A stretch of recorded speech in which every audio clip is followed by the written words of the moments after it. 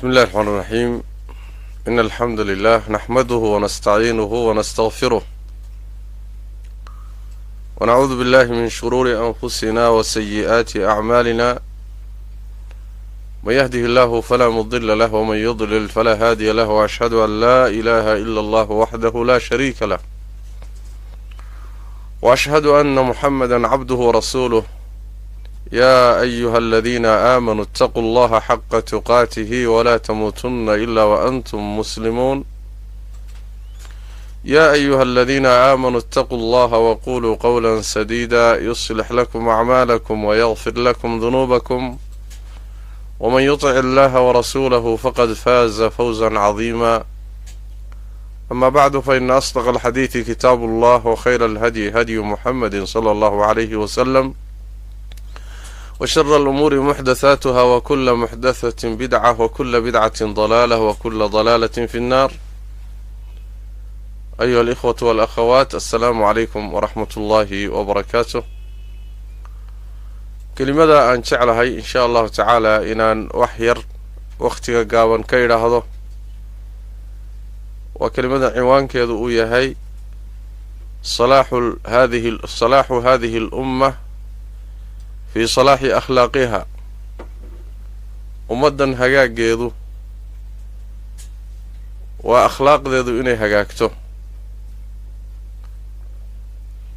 وحلقوا ذا أمد نبي محمد صلوات ربي والسلام عليه،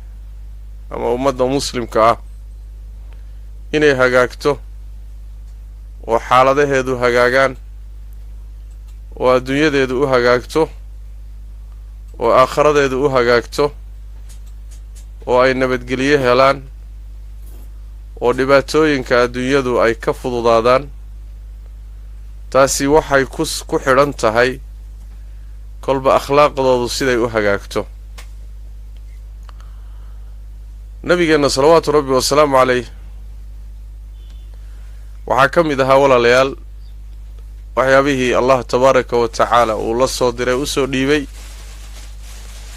waxyaalaha ugu muhiimsan waxaa ka mid ahaa in mabda' akhlaaqda iyo qiyamka akhlaaqda, dhaqamada wanaagsan ee akhlaaqda iyo dabeecadda wanaagsan, inuu dhammaystiro wixii ka dhimanaa dadkii markaa jiray. wixii ay haysteen mooyaane wixii ka dhimanaa inuu dhammaystiro waxay ka mid tahay arrimaha waaweyn ee nabigeena salawaatu rabbi wasalaamu calayhi loo soo diray, lalana soo diray. macnaha waxaa tilmaamaya xadiidka abi hurayra ee nebigu yidhi sal alla alay wasalam: inamaa buciftu liutamima saalixa alakhlaaq. waxaa uun la ii soo diray inaan dhammaystiro akhlaaqda mideeda wanaagsan. xadiidkaasi waxaa soo saaray alimaamu xaakim والبيهقي في الشعب. شيخ الباني عليه رحمة الله waa saxiixinaya.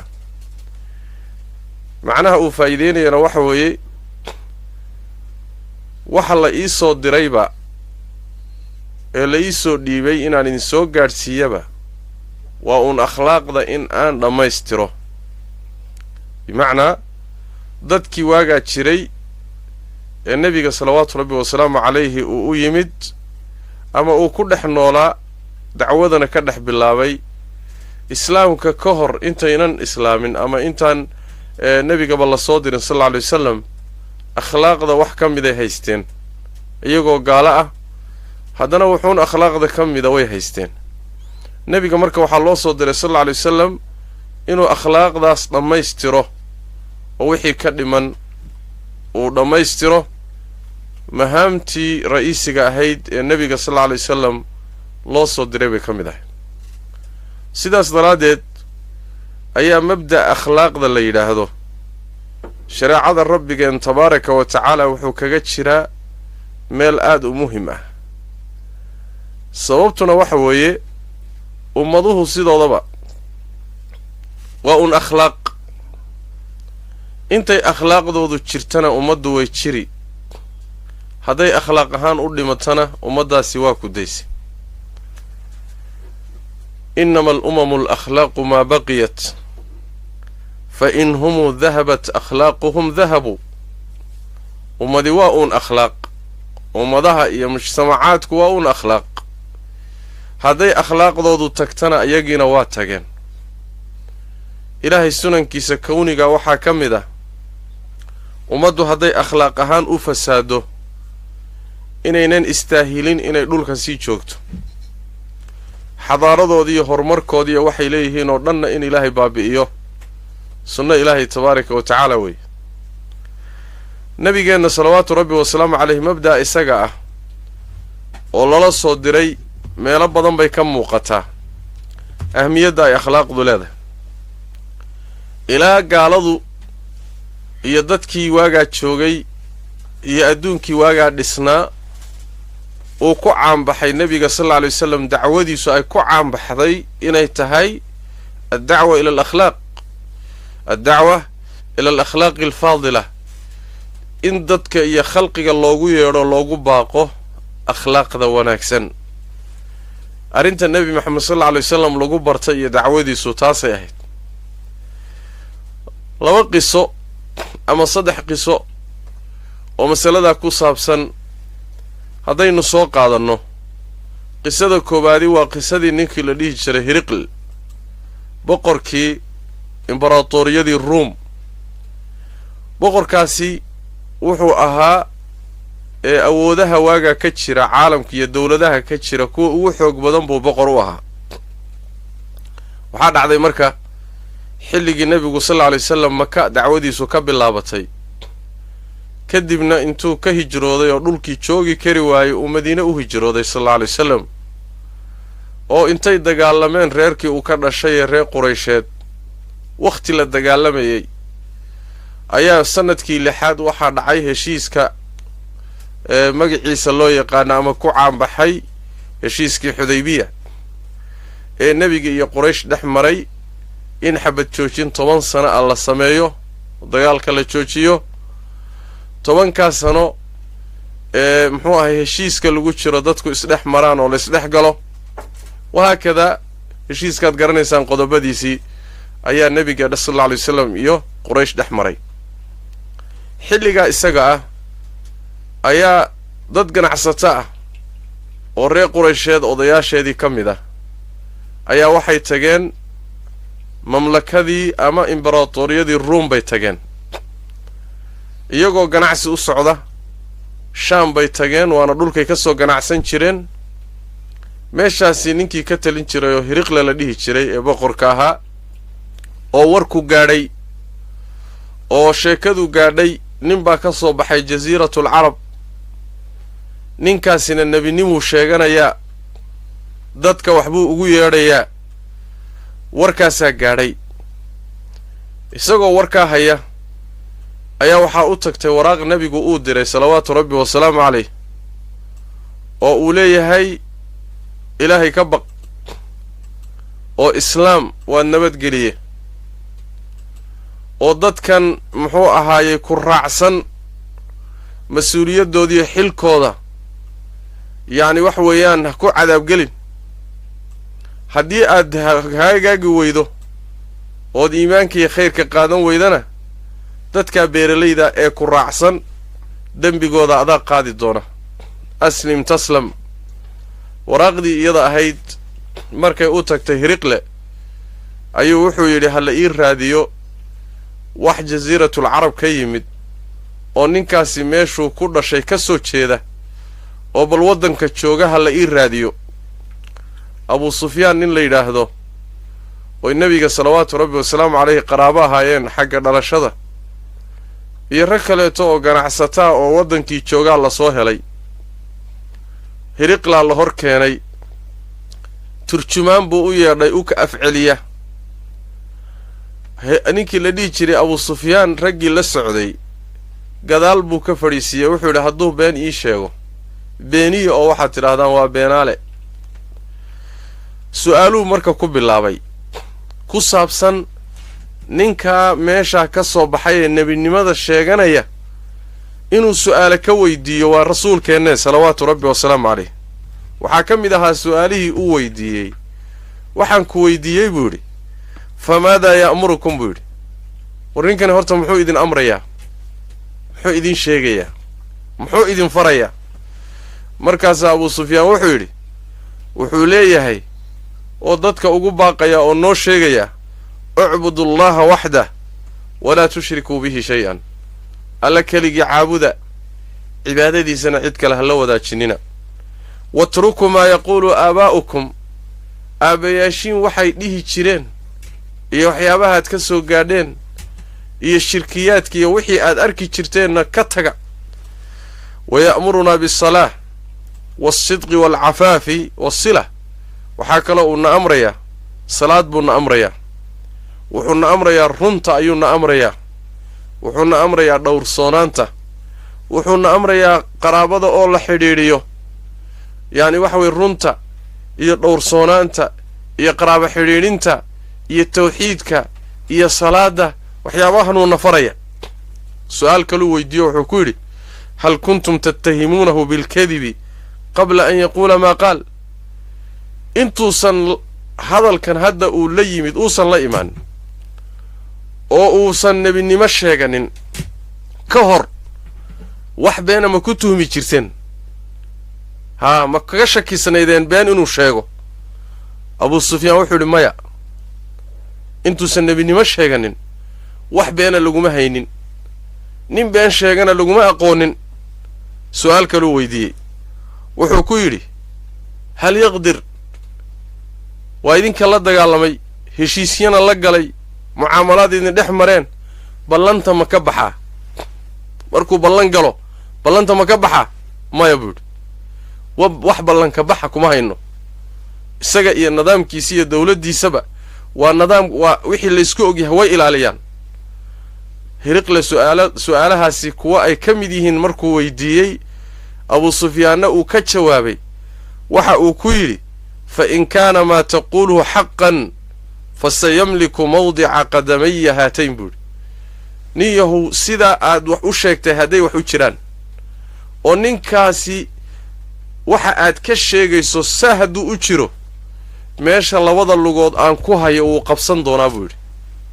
yaani waxa weeyaan mamlakadayda iyo dawladayda isaga la wareegi doona haddii waxa aad ka sheegayso uu ruuy oo maxay ah yaani waxa way tawxiid iyo ilaahay oo lagu xidhnaadiyo salaad iyo akhlaaq wanaagsan iyo run iyo dhowr soonaan iyo qaraabo xidhiidhin iyo akhlaaq wanaagsan arrimaha aad ka sheegaysay iyo been la'aan iyo ballanka bax la'aan waxyaabaha aad sheegaysa hadday dhab tahay ninkaasi dhulka waa qabsan doonaa buu yiri sidii bay u dhacdayo Hiriqle siduu u sheegay bay noqotay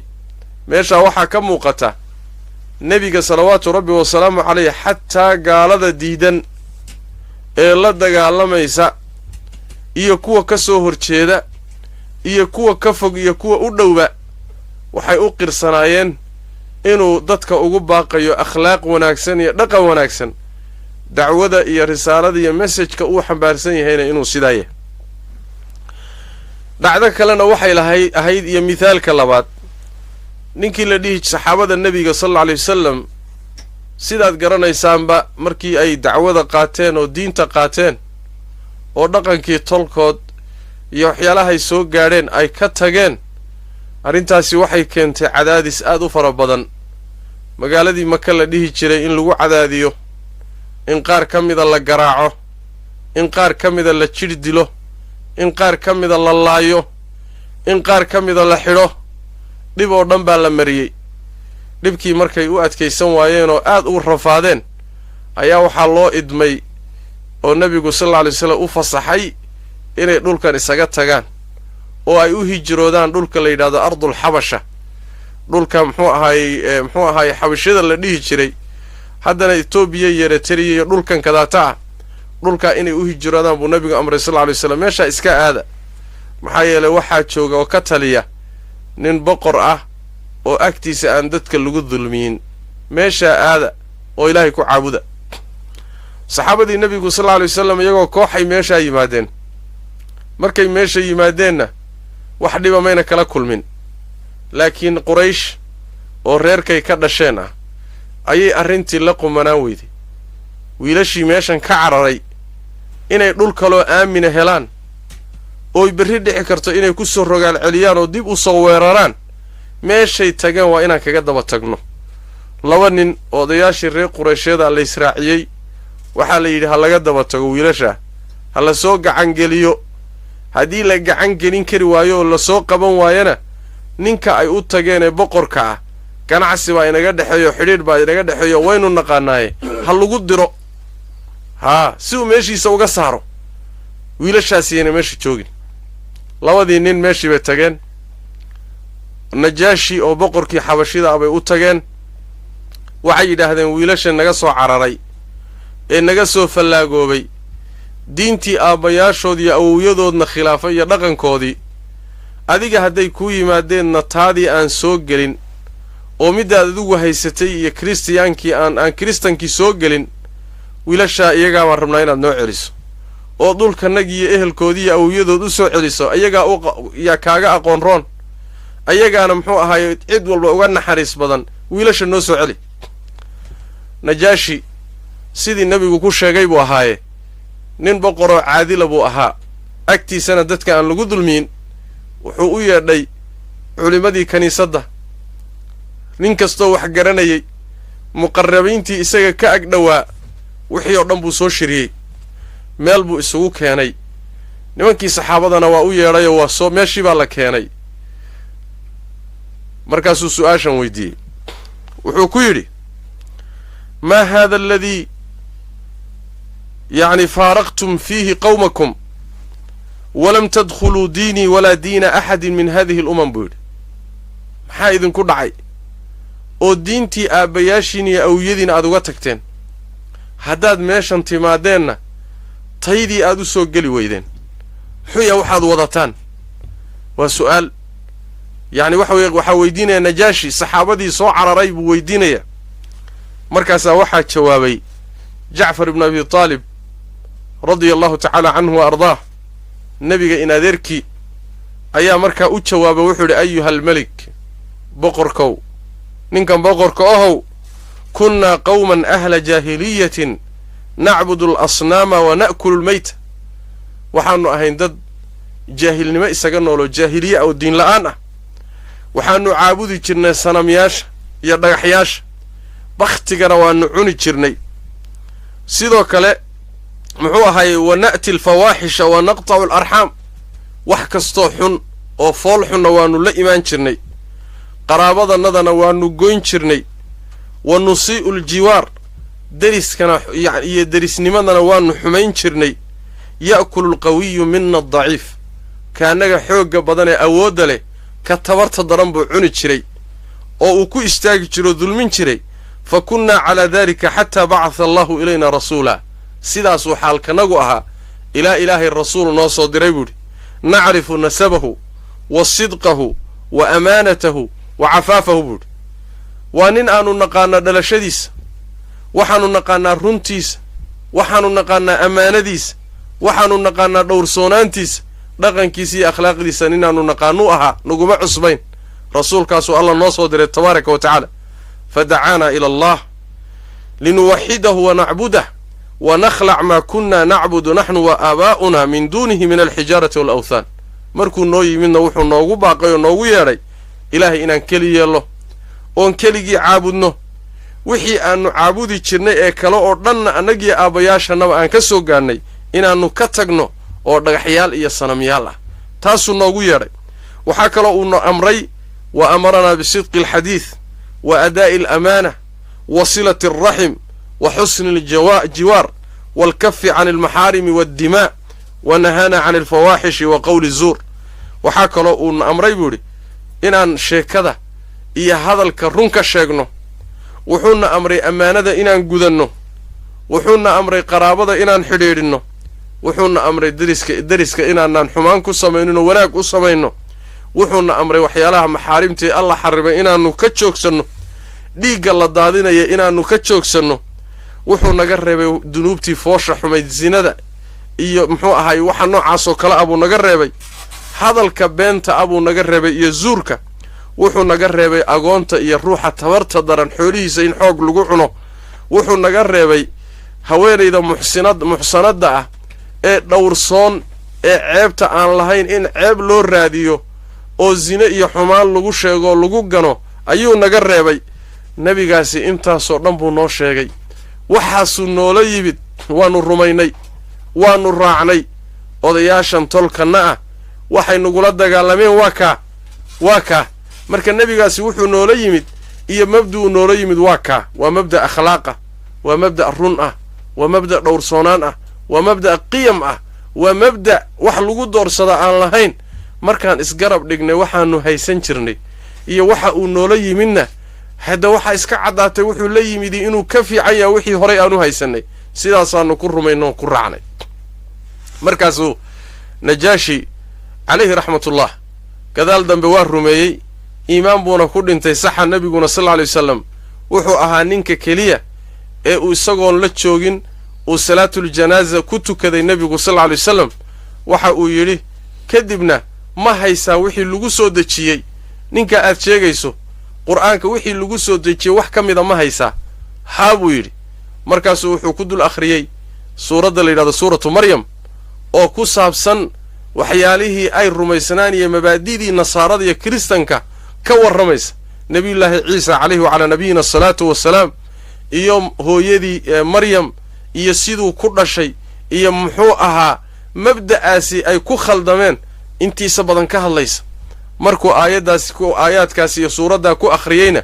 najaashi wuxuu yidhi ilaahay baan ku dhaartay middii aan horay u aqaanay ee nebi muuse lagu soo dejiyey waa tawraad iyo middan uu ninkani sheegahayo hal meel bay ka soo wada baxeen buu yidhi odayaashii labadii oday ee meesha yimidna wuxuu diray waxla'aan ayagiina wuxuu ku yidhi waddankaa meeshaa doontaan kaga noolaada sidaa doontaan ugu cibaadaysta agtiinna wax mari kara iyo wax idiin soo dhowaan kara ma jiro macnaha iyo ujeeddadan leeyahay waxa weeye jacfar ibnu abi taalib saxaabiga arjaliilka ah markuu nebiga sal alla alay wasalam sharxaayay risaaladiis muxuu adduunka u keenay muxuu caalamka u keenay muxuu dadka ugu baaqayaa wuxuu ka cabbiray tawxiid iyo akhlaaq wanaagsan waay marka akhlaaqda wanaagsan iyo dhaqanka wanaagsani ma aha masale iska farciya ma aha usuusha waaweyn iyo yacni mabaadi'da waaweyn ee diintani ay salka ku haysa ayuu ka mid yahay dhaqanka wanaagsan iyo akhlaaqda wanaagsani qisada saddexaadii een jecellaha insha allahu tacaala iyadana inaynu ku darno ee tilmaamaysa meesha ay ka taagan tahay dacwadii nebigeenna sal alla alay wasalam iyo ummaddii uu barbaarinayay iyo mujtamacii uu dhisayey akhlaaqda meeshay ka joogeen iyo dacwadiisii siday caanka ugu ahayd akhlaaqda aharka saddexaad ama arrinta saddexaadii waa xadiidka cabdillaahi bni cabbaasin radia allahu tacaala canhu wa ardaa wuxuu leeyahay cabdullaahi bni cabbaas abudarrin alkhifaari markay soo gaadhay nebiga soo bixiddiisa isagoo reerkuu ka dhashay dhex jooga ayaa waxaa soo gaadhay magaalada maka waxaa ka soo daahiray oo ka soo baxay nin nebinimo sheeganaya abudarrin markaasuu wuxuu diray nin walaalkii ah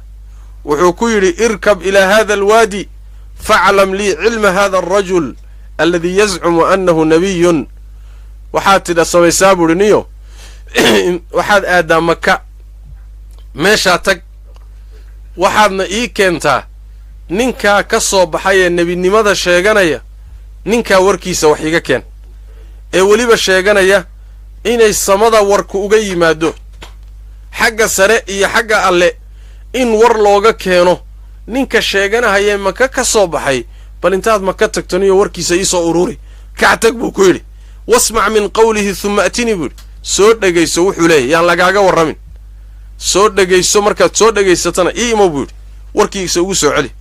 abudarrin khifaari ninkii walaalkii ahaa waa tegey magaalada maka ayuu soo galay nebiga warkiisiibuu wax ka dhegaystay kadibna walaalkii abudar buu dib ugu noqday farriintiisi ugu gudbiyo markaasuu wuxuu ku yidhi ra'aytuhu ya'muru bimakaarimi alakhlaaq wa kalaaman maa huwa bishicr buu yidhi war ninkii waan soo arkay ninkii haddaan u tegey waxa uu dadka amraya waa akhlaaqda wanaagsan farriinta laga qaadaya u fiirso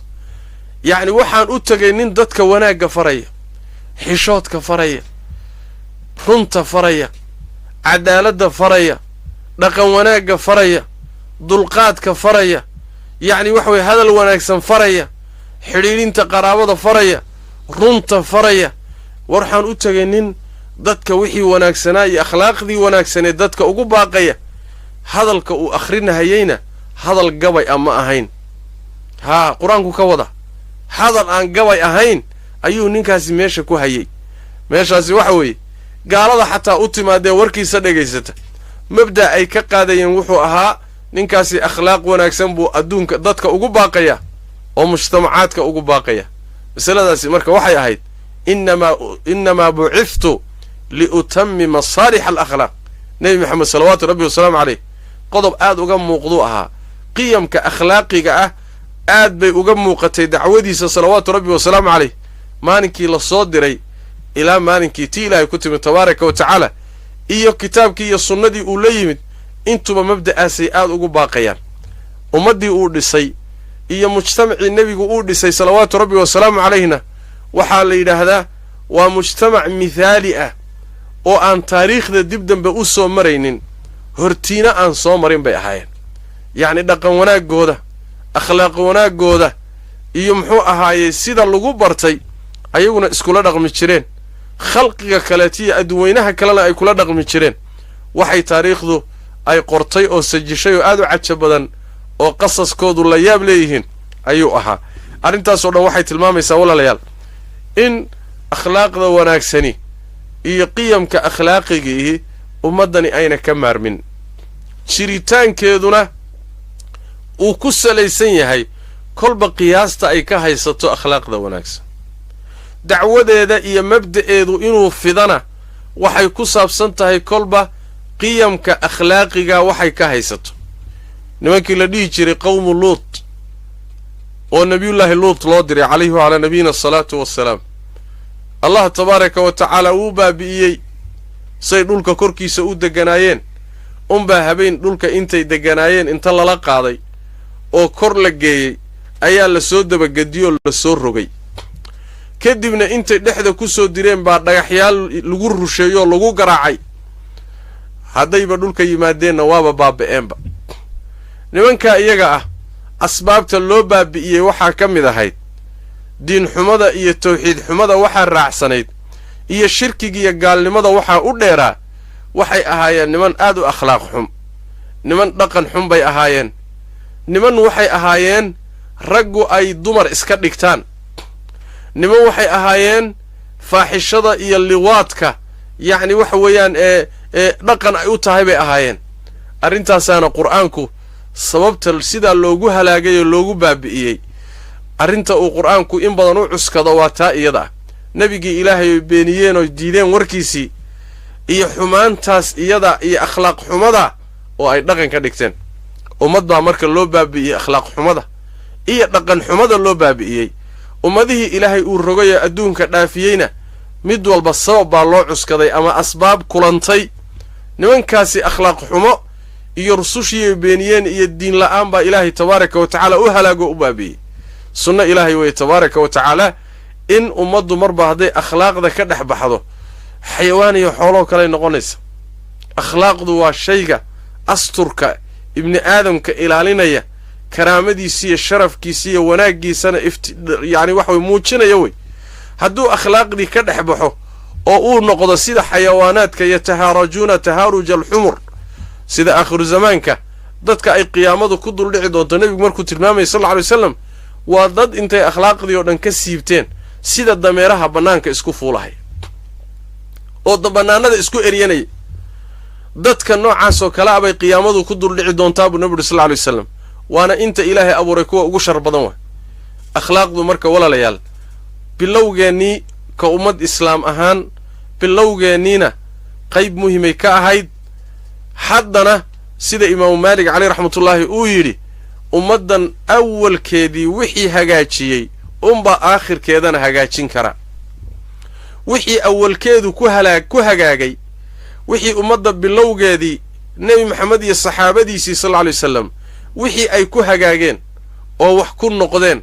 oo ay ku dhismeen oo caalamka ku qabsadeen oo dad jiro oo karaamo lahoo sharaf lahoo adduunka hoggaamiye ay ku noqdeen tii unbaa maantana ummaddani wax ku noqon kartaa haddii taa ay ka tagtana wax jira ma aha ummad dhallinyaradeedii iyo gabdhaheedii iyo wiilasheedii iyo da'yarteedii iyo odayaasheedii ay fasaadsan yihiin akhlaaqiyan ma ay mudna inay adduunka ay jirto. waxay yidhaahdaan culimmada hadda ee aad uga faalloota reer galbeedka iyo dhaqankooda iyo xadaaradooda iyo teknolojiyadii horumarka ay gaadheen, culimmada aad uga faalloota waxay sheegaan markii ilaahay sunankiisa la fiiriyo caadaduu ummadaha kula dhaqmi jiray marka dib loo akhriyo waxay yidhaahdaan xadaarada reer galbeedka waxa dumin doona oo sabab u noqon doona waa akhlaaq xumo. intaynan dumin yacni kutladii ama isbahaysigii reer bariga ee ruushka iyo sofiyeetku hoggaaminayay intaynan burburin bay culimmadu waxay saadaalin jireen oo dhihi jireen waxaa burburin doonta ilxaadka iyo inkiraadda allah ay inkirsan yihiin iyo ilaahay tabaaraka wa tacaala ibni aadamka fidradiisii uu ku abuuray oy ka hor jeedaan. sidii bay noqotay markay wax ka qoreen reer galbeedkana waxay leeyihiin waxa baabi'in doona magaalooyinkaa dhisan iyo warshadahaas iyo muxuu ahaayey horumarka iyo waxaasi waxa ka takhallusi doona waa akhlaaq xumada, waa dhaqan xumada, waa qaawanaanta, waa fawaaxishta, waa kadibka iyo beenta, waa muxuu ahaayey ibni aadamkii iyo qiyamkiisii oo laga dhex siibtay. taa iyada abaa sabab u noqon doonta in xagga alle lagaga yimaado tabaaraka wa tacaala oo cagta la mariyo oo la baabi'iyo. waxaa aad nasiib xumo u ah oo wax aad looga naxa ah innagii muslimiinta ahayn wixii sidaa ahaabaa inala quruxsanaaday oo inala qumanaaday oo wixii sidaa ahaabaa waxaa inala noqday inayba sidan ku saxsan yihiin, khaasatan dadkeennii da'yarta ahaa oo wiilashiiyo gabdhaha ahaa. waxaana inugu rumoobay xadiidkii nabigeenna salawaatu rabbi wasalaamu caleyh uu yidhi latattabicunna sanana man kaana qablakum, waxaad raacraaci doontaan oo dabageli doontaan ummadihii idinka horreeyey jidadkii ay mareen. xataa taako iyo dhudhundhudhun ayaad u dabageli doontaan, in yar baad u raaci doontaan. yacni meel kastooy mareen waad ka daba mari doontaan, waxay sameeyeen waad samayn doontaan. ilaa nebigu yidhahda sal alla alay wasalam xataa hadday abeesalugalay godkeeda galaan waad ka dabageli doontaan. oo abeesalugalay godkeeda maxaa ku jira?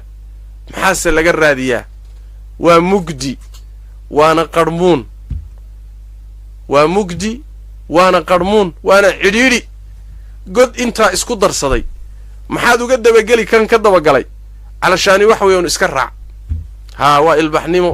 waa horumar, waa kan waa la arkay. ilaa nebigu yidhahdo salawaatu rabbi wasalaamu caleyh xataa mid iyaga ka mid a hadduu hooyadii jidka bartamihiisa ku qabsado, hooyadiisii dhashay hadduu jidhka bartamihiisa ku qabsado, qaar idinka midaa la heli oo hooyooyinkood jidka dhexdiisa ku qabsada. nabigeenna salawaatu rabbi wasalaamu caleyh warkaasi markuu sheegayo waa intuu yacni waxa weeye waxyigu degayo waa 1400 sano ka hor waa. maantana waad la nooshihiinoo wax badan baynu arkaynaa dad maskaxdoodii iyo garaadkoodii iyo garashadoodii iyo fikirkoodii iyo qiyaastoodii iyo qiyamkoodii oo dhan ay noqotay maxaa reer galbeed sameeyaan, maxaase caddaan lagu arkay, maxaa muxuu ahaa reer yurub lagu arkay, maxaa telefishinku sheegay, maxaa joornaalladu qoreen. waxa uun muxuu ahaaye daba socda oo iska indhala'aan isaga taqliidinaya o isaga raacaya masaa'ibta ina haysatay ka mid tahay. sidaas daraaddeed walaalayaal jiritaankeennu waa akhlaaqda markaan ka tagnana jiritaankeennu waa baaba'aya oo wax jira ma noqonayn. saas daraaddeed ayaa nabigeennu salawaatu rabbi wasalaamu caleyh akhlaaqda wanaagsan oo aad iyo aad ummadda ugu baaqay. waxaa ka mid ah axaadiista ku soo aroortay masalada iyada xadiidka mucaad ibnu jabal axmed iyo tirmidi baa soo saaray. wuxuu nabigu yuri sal lla alay waslam ittaqi llaha xaydumaa kunt wa atbici sayi'ata alxasanata tamxuha wa khaaliqi innaasa bikhuluqin xasan. mucaadow ilaahay ka baq, meel alle meeshaa joogtaba rabbigaa ka cabsoo iska ilaali. xumaantu hadday kaa dhacdo oo dembi kaa dhacana mid wanaagsan ka dabagee, dadkana akhlaaq wanaagsan kula dhaqan. wa khaaliqi nnaasa bikhuluqin xasan dadka akhlaaq wanaagsan kula dhaqan muslimkooda iyo gaalkooda dhaqanka wanaaji beenta iska ilaali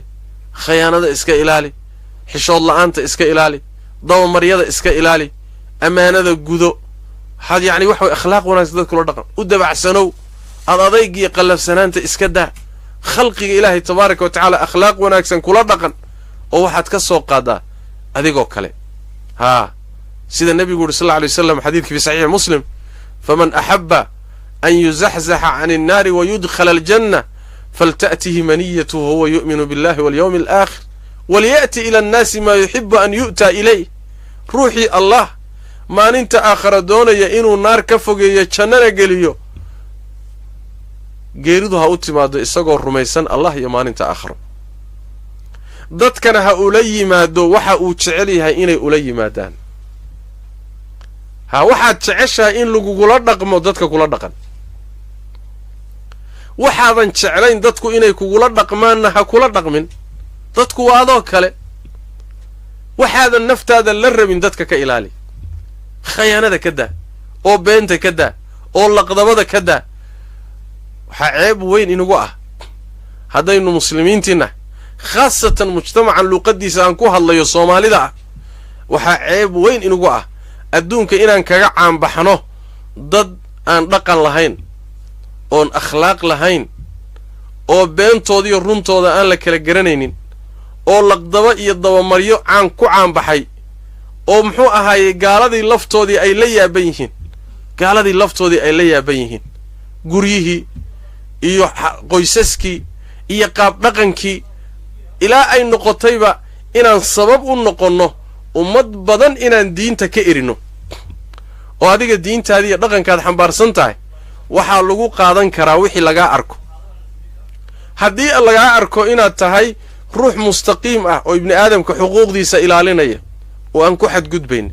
oo meeshii lagu ogaa loogu soo hagaagayo oon been garanaynin oo khayaanada iska ilaalinaya oo laqdaba aan aqoonin waa lagu jeclaan diintaadana waa la jeclaan dhaqankaagaa la jeclaanaya laakiin markaad been sheegto ood been kula dhaqanto diintaad sheeganaysana waa been baa lagu leeyahay in badan oo caalamul islaami ka mida oo muslimiinta maanta ku nooli ay malaayiin yihiin diinta waxay ku qaateen wuxuu ahaa dadkii tagay ee u tagay ee muslimiinta ahaa baa waxay ka run sheegeen diintay sheeganayeen ganacsato adduunka ku kala baahay risiq xalaala raadinaya dadkii ay u tageen baa waxay ula tageen dhaqan wanaagsan way u naxariisteen way xidhiidhiyeen run bay kula dhaqmeen ballantii bay fuliyeen khayaanaday iska ilaaliyeen cadaalad bay ku arkeen markay dhaqankan arkeen ayayba dadkii diinta ilaahay waxay u soo galeen afwaajan indonesia iyo filibiin iyo bangaladesh iyo dhul fara badan oo muslimiintu maanta ugu badan yihiin in badanoo ka mida ama qaybo ka mida waxay islaamku ku gaadhay ganacsatada akhlaaqda wanaagsan muujisay maantase waxaad mooddaa in ay tahay islaamkii in looga cararo oo diintii looga cararo dadkeeda waxa ka muuqda in badan oo ka mida akhlaaqda walaalayaal aan hagaajinno oo dhaqanka aan hagaajinno oo innaga gaar ahaan ummaddeenna soomaaliyeed warnimayahu waad baktinayaa haddaad dhimanayso dhareerkaa layska duwa bay soomaalidu yidhahdaan haddaad dhimanayso dhareerkaa layska duwaa waan baktiyaana bakti looma cuno bimacnaa waxa weeye duruufta ina haysata in ay keento inaan wixii dhaqan iyo wanaag ahaa iyo akhlaaqdii diinta aan ka baxnaay ama aynu ku ciyaarno waa arrin runtii musiibo weyn aweeye waxaa ka mid a axaadiista macnaha ku soo aroortay nabigeenna salawaatu rabbi wasalaamu calayh xadiidka dabaraani uu soo saaray min xadiidi usaamata ibni shariik oo saxiix ah axabu cibaadillaahi ila allaahi axsanahum khuluqa ilaahay addoommadiisa kuwa ugu jecel yahay waa kuwa ugu akhlaaq wanaagsan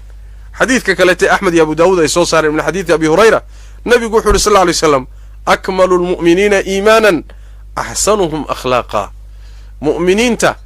xagga iimaanka kuwa ugu dhammaystirnaan badan dhanka iimaanka وكوا أقو أخلاق وناكسن حديث كاسي وحو تلمامية مبدأ أخلاقه وإيمانك قيب كمدا إيمانك أساس كي دين تا قيب كمدا وحوية أخلاق ذا وناكسن وحكى له النبي جانا كسوان صلى الله عليه وسلم حديث كصحيح الكوي من الإمام الترمذي وحنوش البخاري ورينيو من حديث عبد الله بن عمرو بن عاص والنبي صلى الله عليه وسلم إن من أحبكم إلي أحسنكم أخلاقا أنو ضد كان إذن كنت عليه إيه حقا يقول لو كنت عيل بدنيا وكل عيل بدناي وكوا إذن كو أخلاق في عنوه حديث كجابر الترمذي صدوك له إن من أحبكم إلي وأقربكم مني مجلسا يوم القيامة أحسنكم أخلاقا ضد كان وكنت عليه ما ننت قيامتنا بوس أهان إيا بدرجة أهان يقول دوان شبضا وكوا إذن كو أخلاق في عنه النبي صلى الله عليه وسلم dadka ugu nacbahay dadka maalinta qiyaamadana boos ahaan iigu fogaansho badan waa kuwiina akhlaaqda xun athartharuun almutafayiquun dadka hadalka badan ee iskibriya ee isla weyn ee muxuu ahaay dadka noocaas akhlaaqda xun dadkaas yaan ugu nacbahay dadka nabiga sallallahu alayhi wasallam xadiistaas oo waxay tilmaamaysaa akhlaaqdu waa jiritaankeenna hagaageeniyo wanaageenana waa akhlaaq xasadkoon ka fogaano furqadoon ka fogaano isnacaybkoon ka fogaano qabyaaladoon ka fogaano isximinta la isximinayo laga fogaado la isjeclaado dadka la qadariyo ummadda aad la nooshiin iyo dadka aad u tagteen oo dhaqan wanaagsan tustaan oo wanaaga idinka qaato qiyamka akhlaaqiga guriyihiina ay ka muuqato kasabkiina iyo shaqaysigiina ay ka muuqato dhaqankiina iyo muxuu ahay muaamaladiina ay ka muuqato taasi wax weeye waa midda adduunkana ay dantu inoogu jirto aakharana ilaahay agtiisa tabaaraka wa tacaala wax weyn aan kaga gaadhin waxaa nabiga xadiisiisa ka mid ah sallallahu alayhi wasallam xadiidka tirmidhi uu soo saaray min xadiith abi darda wuxuu nabigu sallallahu alayhi wasallam ma min shay'in yud'u fil mizan athqal min husn al-khuluq shay miisaanka aakhara la saaro oo ka culus ma jiro akhlaaqda wanaagsan wa inna saahiba husn al-khuluq yani ruuxa akhlaaqda wanaagsanna la yablughu bihi darajata saahibi as-sawmi was-salah akhlaaqdiisa wanaagsan wuxuu ku gaari doonaa darajada uu ruuxa sooman ee tukanaya uu gaadho habeenkii waa taagan yahay salaad buu taagan yahay maalintiina waa sooman yahay darajada kaasi uu gaadho ayaa waxaa gaadhaya ruuxa akhlaaqda wanaagsan akhlaaqdiisa wanaagsan buuna ku gaadhaya dadka waxaa ugu badan ee jannada geliyo muxuu yahay baa nabiga sallallahu alayhi wasallam maxaa u badan oo dadka jannada geeyo nabigu wuxuu yiri sallallahu alayhi wasallam taqwa allahi wa husnul khuluq alla ka cabsi iyo akhlaaq iyo dhaqan wanaagsan baa u badan waxa jannada dadka geeyo maxaa u badan oo dadka naarta geeyo baa leeyahay nabigu wuxuu yiri sallallahu alayhi wasallam alfamu wal farj xubinka taranka oo aadan ilaalinin zinada iyo faaxishada aadan ka ilaalinin iyo afka iyo carabka oodan ilaalinin oo aadan ka ilaalinin beenta iyo dhaqan xumada iyo hadal xumada iyo fuxshiga labadaas u badan oo dadka naarta geeyo al-ajwafan carabka iyo afka iyo xubinka taranka naarta dadka u badiya jannadana waxa ugu badan ee sabab u noqday dadka geeyo waxa weeye waa akhlaaqda wanaagsan iyo alla ka cabsiga sidaas nabigeenu yiri sallallahu alayhi wasallam waxa nabiga sallallahu alayhi wasallam uu yiri ana za'imun bi baytin fi rabad al-janna liman taraka al-mira'a wa in kana muhiqqa waxaan u damaana qaadaya guri ku yaala jannada duleedkeeda jannada ardaageeda ama duleedkeeda cidii ka tagta dooda iyo muranka isaga tagta xataa xaqba ha lahaadee isagoo gar leh oo xaq leh oo doodan ku xaq leh xataa hadduu isaga tago guri jannada duleedkeeda ku yaala ayaan u damaana qaadayaa buu nabigu sallallahu alayhi wasallam wa bi baytin fi wasat al-janna liman taraka al-kadhiba wa in kana mazihan guri ku yaala jannada bartamaheeda iyo dhexdeeda ayaan u damaana qaadayaa ruuxii beenta ka taga kaftan baa ka ahaatee xataa hadduu kaftamayo beenta iska daayo kaana jannada dhexdeeda guri ku yaalan u damaana qaadayaa buu nabigu sallallahu alayhi wasallam waxa uu rasuulku sallallahu alayhi wasallam wa bi baytin fi a'la al-janna liman hasuna khuluquhu jannada meesha ugu sarreysa guri ku yaala ayaan u damaana qaadayaa ruuxii akhlaaqdiisu wanaagsanaato akhlaaqda wanaagsan guryaha jannada ugu sarreeyaa lagu helaa akhlaaqda wanaagsan ummaddu waa ku dhisantaa akhlaaqda xunna ummaddu waa ku baaba'daa waana midda ina halaagtay ina baabi'isay dulmiga iyo cadaalad darrada iyo xadgudubka iyo beenta iyo khiyaanada iyo yacni isku xadgudubka waxaasi waa wixii dhulkeennii gubay waa waxa idin qixiyey ee adduunka darafkiisa iyo fiiddiisa idin geeyey waa waxa gaala idin baahiyey waa waxa qurba idin geliyey idinkiiyo ilmihiinna iyo noloshiinna halkaa geeyey dhaqan xumay ahayd dhaqan xumadii baa markaasi waxay noqotay wax midhaheedii iyo cuquubadii ka dhalatay aynu goosannay waxaase nasiib xumo ah iyadii uun haddana qurbaha in la sii wado oo in wax la sii siyaadiyo oo lagu sii fogaado mooye aan haba yaraatee lagaba soo noqonin waa nasiib xumo inteeda la eg wey walaalayaal ilaahay aan ka baqno tabaaraka wa tacaala oo akhlaaqda wanaagsan aan ku dadaalno oo innaguna aan iskula dhaqanno akhlaaqda wanaagsan ummadaha aan la nool nahayna dhaqan wanaagsan aan tusno oo dhaqankii diinta ah qur'aanka rabbi iyo sunnada nebiga sal alla alay wasalam ee nebiga akhlaaqdiisa ahaan jirtay kaana khuluquhu alqur'aan caaisha radiallahu canha nebiga akhlaaqdiisii marka la weydiiyey waxay tidhi akhlaaqda nebigu qur'aankay ahayd qur'aanka iyo sunnada markaynu ka run sheegno qaab dhaqankay inoo qeexeen aynu qaadanno shaki waxaan ku jirin inaan innaguna liibaanayno ummadduna hagaagayso culaysyo fara badan oo ina haystana ay fududaanayaan gaaladan maanta aynu daba joogneen waxaan moodaynana ina iyagu ina soo aadi doonaan oo inaga daba imaan doonaan oo ay akhlaaqdeenna iyo dhaqankeenna diinteenna ku qaadan doonaan oo iyaguna liibaani doonaan ayaan shaki ku jirin laakiin waa markaan inagu ishagaajinno sidaasayna ahaayeen jiilkii hore waxaa hagaajiyey iyo qodobada waaweyn ee ilaahay sabab uga dhigay inay adduunka qabsadaani dhaqankooda iyo akhlaaqdooda wanaagsan baa ka mid ahaa innagana maanta in ciziga iyo sharafta iyo karaamadu soo noqoto qaybaheeda ugu muhiimsan waxaa ka mid a inay akhlaaqdu soo noqoto qiyamku inay soo noqdaan xishoodku inuu soo noqdo xijaabku inuu soo noqdo dumarku inay yacni wax weeyaan muxuu ahaayey ilaahay tabaaraka wa tacaala jidku ugu talagalay qaadaan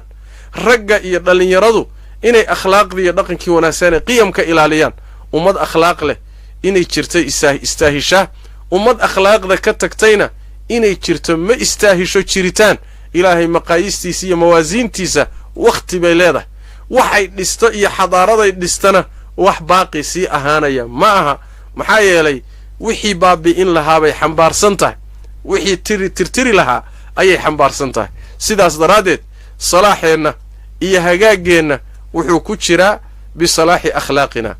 fasaadkeenna iyo dhibaatadeennuna waxay ku jirtaa bifasaadi akhlaaqina akhlaaqdeennu inay fasaado ilaahay tabaaraka wa tacaala waxaan weydiisanaynaa inuu akhlaaqda inoo hagaajiyo sida nebigeennuba salawaatu rabbi wasalaamu caleyh u dhihi jiray ilaahayow sidaad abuurkayga u hagaajisay akhlaaqdeeda u hagaaji ilaahu akhlaaqdeenna hagaaji oo rabbiyow tabaaraka wa tacaala wanaagga iyo khayrka qalbiganaga jeclaysii oo akhlaaqda wanaagsan ilaahu nooga dhig qurux iyo wanaag nooga dhig sida nebigeenna ka sugan salawaatu rabbi wasalaamu caleyh yacni waxa weeyaan akhlaaqda wanaagsan iyo tuulu samtiga wax ka wanaagsan oo laysku qurxiyo ma jirto labis la qaato iyo wax laysku qurxiyo iyo wax yacni waxa weeyaan ruuxu uu sidiisaba labisto waxa ugu qurux badan akhlaaq wanaagsan iyo xusnu samti aamus iyo afgaabni iyo hadal badni la'aan iyo is-uruurin iyo ruuxa oo akhlaaq wanaagsan iyo dhaqan wanaagsan yeesha wax lagu labisto oo ka qurux badan ma jirto yiri nabi maxamed salawaatu rabbi wasalaamu caleyh hada wabillahi tawfiiq wasali allahuma wasalama calaa nabiyina muxamed wacala aalihi wasaxbihi wasalam wajazakum allahu khayran wasalaamu calaykum waraxmat ullahi wabarakaatu su-aasha waxa weeye ruuxa diinta leh ee dhallinyarada ah haddana muxuu ahaayey dhaqan ka dhiganaya inuu ummadda wixii culimo ahaa ee diinta u xambaarsanaa inuu wax ka sheego ama dhaqan uu ka dhigto ruuxaasi xaalkiisu muxuu yahay masaladaasi dhowr goorna waa ka hadlay culimmaduna waa ka hadleen nusuustuna meel adag bay saartay shaki wuxuusan ku jirin sideedaba ruuxa muslimka ah inuu noqdo ruux afxun oo caytama oo muxuu ahaayey badii'ul lisaan ah waa calaamad ku tusaysa diin xumo ku tusaysa waay xataa iska dhaafe muslim caadi ah xataa iska dhaaf gaalada in la caayo oo afxumo lagula kaco nabigeenna salawaatu rabbi wasalaamu calayh kamaa fii saxiixi albukhaari waxaa u timid niman gaalaa baa u yimid markaasaa waxay ku yidhaahdeen assaamu calayka yacni waxay u salaameen salaan xun bay salaameen caaisha oo maqlaysay oo meesha joogtay baa waxay tidhi wacalaykum assaamu wallacnatu bay tidhi idinka korkiinna lacnad iyo saam ha ahaado waa geeridee markaasaa nabigu wuxuu yidhi sal lla alay slam caaishay u kaadi buuhi caaishooy u kaadi waxaa yeelay ilaahay tabaaraka wa tacaala ma jecla faaxishka mutafaxishka ma jecla ruux afxun ama afxumo iska raaraadiya oo caytamo alla ma uu jeclee u kaadi buuhi lacnadan iyo waxaanaad ku tuuraysa ka daa buuhi markaasay ti rasuul ilaahayow waxay ku dhaheen soomaada maqlaynin markaasaa wuxuu yidhi oo adigu soomaada maqlaynin waxaan ugu jawaabay marka wax weeyaan gaaladii nebiga ku tidhi assaamu calaykum nebigu sal lla alay wasalam caaisha waa u diiday inay afxumo kula kacdo haddii gaalo loo diidan yahay in afxumo lagula kaco muslimka caadiga waa ka sii xaqiisu waa ka weye muslimiinta markii la yidhaahdana dadka ugu xaqnimo badan waa dadka culimmada ah oo allah tabaaraka wa tacaala uu tilmaamay innamaa yakhsha allaha min cibaadihi alculamaa ummaddana u ah yacni astaanta jiritaankeediiyo hanuunkeedu waa culimmadeeda wey sida xadiidkii fii saxiixi albukhaari uu tilmaamayo min xadiidi cabdillaahi bni camr bni caas ummaddan intay culimmadeedu jirto oo culimmadeeda ay wax weydiinayso oo ay ku xidhan tahay ummaddaasi waa jiraysaa markay culimmadeedu dhammaato oo booskii culimmada kuwa aan aqoon lahayn ay galaan oo culimo la moodo oo wax la weydiiyo oy jawaabaan oo yagiina waa lumeen ummaddiina waa lumtay waa halaageen ummaddiina waa halaagsameen yacni waxay tilmaamaysaa ramsiga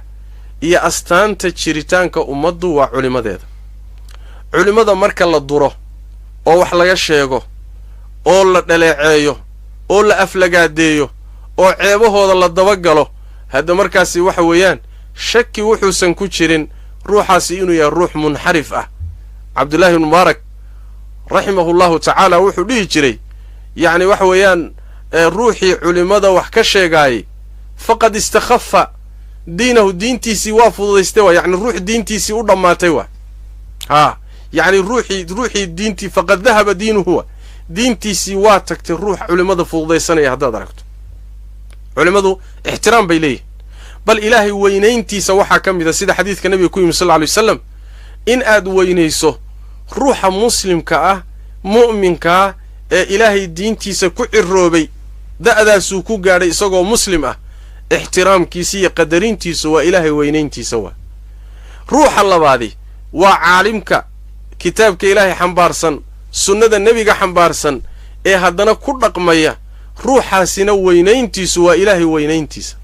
xadiidkaa waxaa laga fahmayaa ruuxaasi inaad meel kaga dhacdo meel kaga dhiciddaasi waa arrin halisteeda la waay sidaas daraaddeed culimmada waa in la qadariyo fududaadka lagu fududaanayana waa in la iska ilaaliyo waa madhab ka soo jeeda yacni waxa weye khawaarijta ka soo jeeda waa khawaarijtaa waxaa ka mid ahaa dhaqankooda iyo akhlaaqdooda iyo sifaadkooda ka mid ahaa in culimmadii saxaabada ridwaanullaahi calayhim iyo raggii nebi maxamed wax soo baray intay fududaystaan oo iyagu iscajabiyaan oo isla weynaadaan inay culimmadaa markaa wax saxaabadii inay dhiiggooda bannaystaan oo ay wax ka sheegooda bannaystaan yacni waxa weeye waa dhaqan khawaarijta ka soo jeeda waa da'yarta muslimiinta waxaan u sheegi lahaa yaan laydin luminin meeshaana yaan laydin gelinin marka culimmadiinna laydinku diro shaki wuxuusan ku jirin ninka culimmadaadii kugu diray iyo ninkii wax garanayay wax ujeeddadiisu waxa weeyaan inuu jaahil kugu xidho waa jaahilna siduu ibnu qayim uu sheegayo waxa weeyaan nin jaahil wax mooday waa nin isagoo indhala nin kaloo indhala usha u dhiibtay waay mid indhala haddaad tidhaahdo hoo iyo hoggaami yacni waxa weeye waa khatarteeday leedahay meel fiican ku geyn maayo culimmada ha la ixtiraamo dadka culimmada wax ka sheegaya dacninaya ceebahooda uruurinayana waxaan indhihi lahaa laga fogaado ha loo naseexeeyo ha la waaniya shaydaan baa qaatay naf iyo shaydaan iyo kuwa aan yacni waxa weeye khaldan baa lumiyey waxaa la doonayaa in loo naseexeeyo ruux muslim oo lunsan waay haddii la kari waayana in laga fogaado musiibada haysata ayna adigana wax kaa soo gaadhayna laga durkaa loo baahanya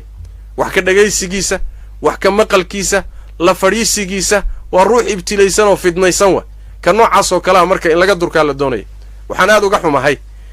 beentu waagii hore iyo wax ka sheega iyo dalaalku waagii hore waxay ku ekaan jirtay nin meel wax ku qoray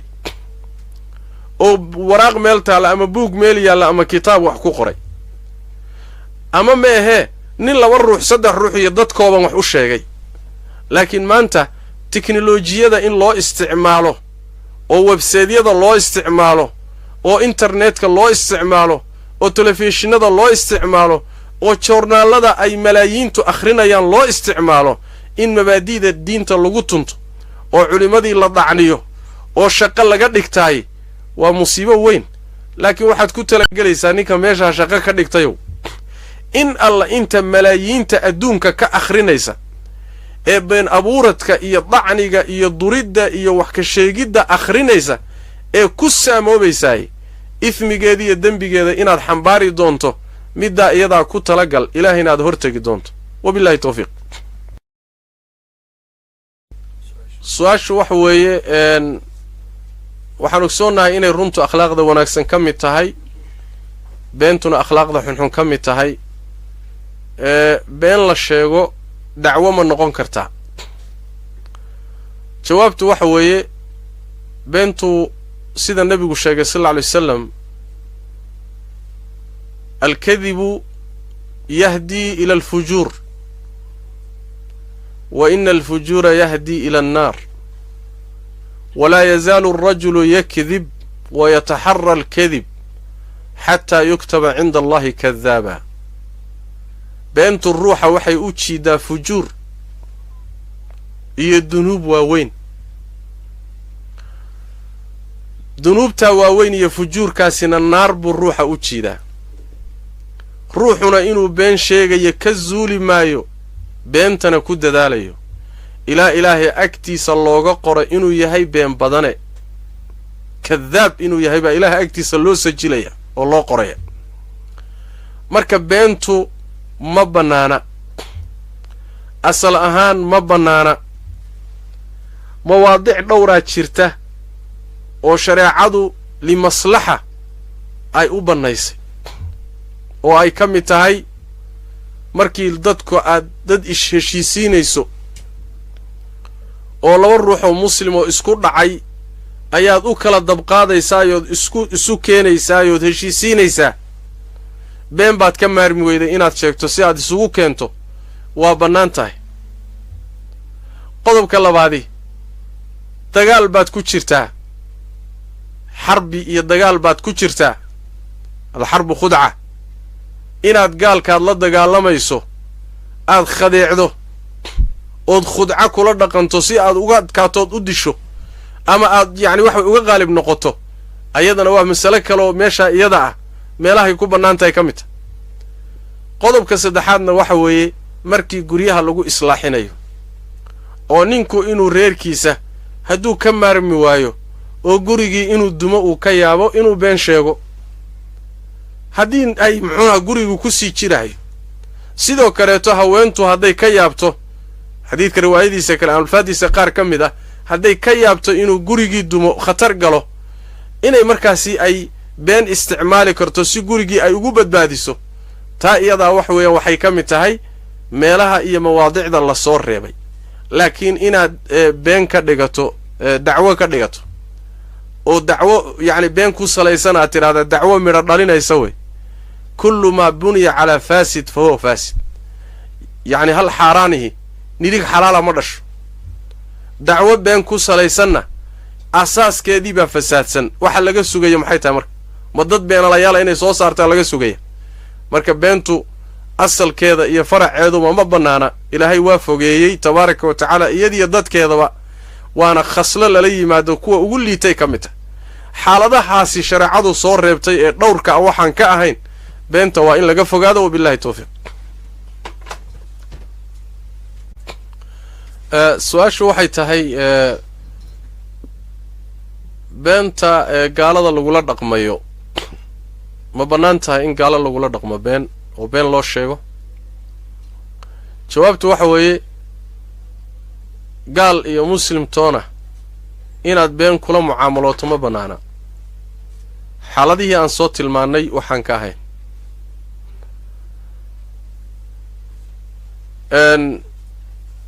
ha noqoto kasabkaaga ha noqoto gurigaaga ha noqoto xamaalkaaga